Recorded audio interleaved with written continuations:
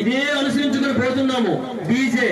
అంతేకాకుండా ప్రతి ఒక్కరు చిన్న పెద్ద తేడా లేకుండా ప్రతి ఒక్కరూ మద్యము సేవించి వారి శరీరం మీద స్పృహ తప్పి విచ్చలవిడిగా గంతులు వేసుకుని ఆ డీజే అర్థరహితమైన పాటలు వేసుకుని, ఇదేనా మన సంస్కృతి? ఇదేనా మన సనాతన ధర్మము? ఎక్కడున్నారు మన పెద్దలు?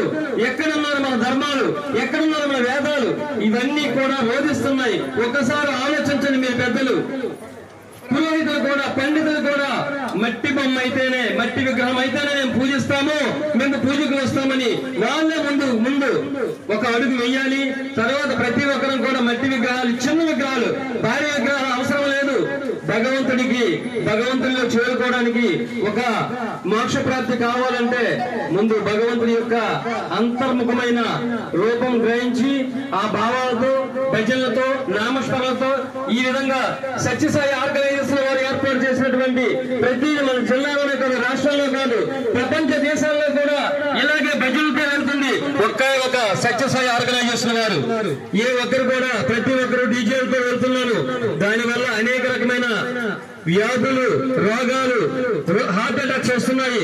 దయచేసి ప్రతి ఒక్కరు కూడా గమనించి దీన్ని నివారించడానికి ప్రయత్నం చేయండి పెద్దలు.